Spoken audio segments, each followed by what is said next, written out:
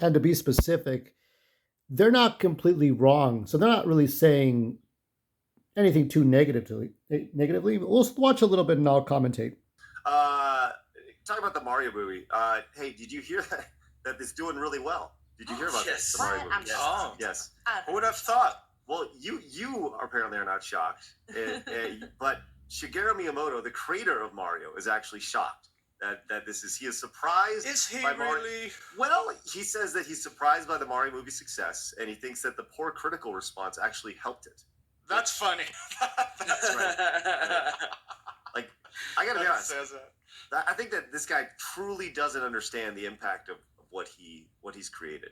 Well, I think a part of it is with trends, a lot of movies haven't been doing that well. So you think, okay, go in a couple weeks, maybe it will be okay, and then it'll just drop down, like the other movies have done. So Yeah, well, they've been really smart though about the release. They give it a 5 or 6 week lead time, where before they had any sort of. I will disagree in that Shigeru Miyamoto absolutely does understand the impact as far as games. This company's been around since what, the Meiji period, 1889, and then it wasn't until like they made toys somewhere along the way in the 50s, 60s. I think there was a Disney Mickey Mouse version of Hanafuda, and then we get to the 70s with color TV6, different color TV6s, which paled in comparison to Atari. But once the Famicom Disk System, Nintendo rolled around, Super Nintendo, Game Boy, Super Nintendo, Game Boy Color, N64, their Fallout with PlayStation. They screwed up with PlayStation, right? But Shigeru Miyamoto, absolutely, as far as I think maybe after Super Mario Brothers and the trilogy and the Mario sports games, the new systems that would have Mario World, Mario Kart, I mean, I think it started to sink in. Now, I think where I disagree with the side scrollers is that, and Jeremy was saying something about them being out of touch. That's more about the DMCA stuff. I do agree. They are out of touch. As Nintendo of Japan is out of touch when it definitely comes to that whole thing about DMCA and striking down YouTubers. That Gary Bowser got what he deserved, I think, in some ways. You have to be careful when you're a corporation. You're trying to rip off Nintendo games. You get what you get, right? But let's focus on the TV media side of things and movies. When I was learning how to read and write, I think when I was in the first or second grade, Saturday Supercade on CBS premiered with Donkey Kong and all that stuff, right? Then we flash forward to when I was in the sixth grade. You had the Super Mario Brothers Super Show, and you had King Koopa's cool cartoons, and you had Zelda, and then that was on Fox afternoon, and that was when we had cartoons in the afternoons, kids. We had Flintstones from the '60s at 6 in the morning, Popeye '60s cartoons in the morning. We had Groovy Ghoulies, and then you had cartoons like Disney afternoon cartoons on KCAL 9 in California. And Super Mario Brothers Super Show was in the afternoons. And then Saturday morning, you had Captain N. You had Super Mario Brothers 3, Super Mario World. There could have been a Super Mario Kart cartoon, but who knows, maybe because of the original movie with Bob Hoskins, that there was an anime too, a Mario anime that never got released outside of Japan. I'll have to watch that again to remember it. But the Bob Hoskins, John Leguizamo movie was a flop. It was terrible. And the TV shows, while the TV cartoons were good, it was not for a wide audience. So, maybe the negativity from the critics helped it. Maybe not. I don't think it made I think it was like, as I pointed out, it made some headway into like, well, people should go into the theater or not.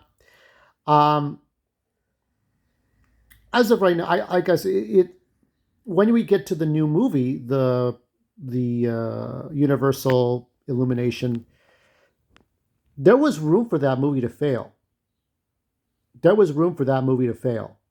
So nobody knew. Nobody really knew if it was going to succeed. The critics made it look like it was going to be bad.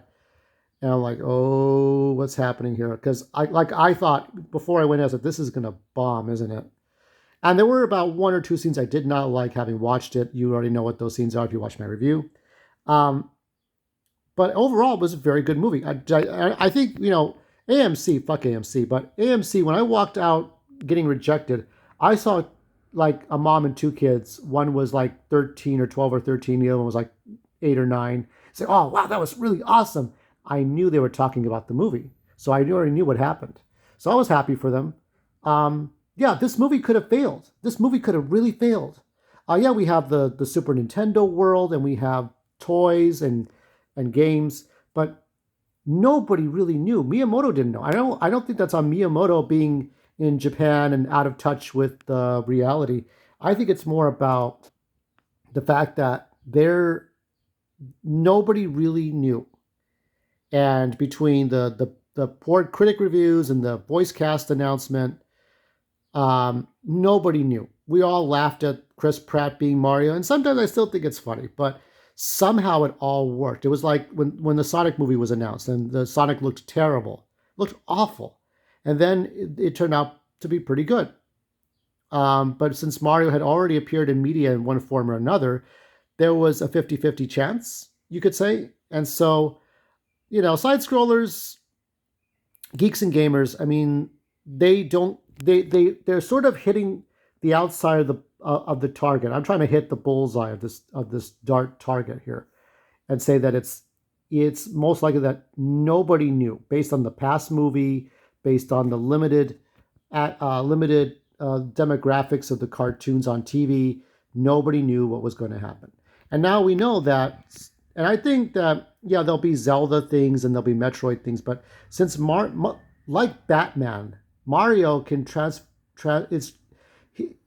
his adventures are transformative, meaning he could be on a role playing game, he could do racing, he can do rabbits, first like XCOM type battles. He can do dancing, Dance Revolution. Mario can do all kinds of stuff, right?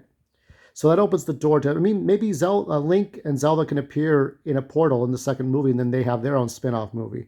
And then there's another spin-off movie. And then we get the Super Smash Brothers movie with everyone together. Who knows? I mean, like, that's all forward thinking. And we just, like I say, enjoy the practicality of it. But it was not only was it practical, it was like unforeseen how well this movie is doing. I still have a soft spot for Pixels, but yeah, I think Miyamoto's reaction, in short, is the same as everyone else's, at least as mine.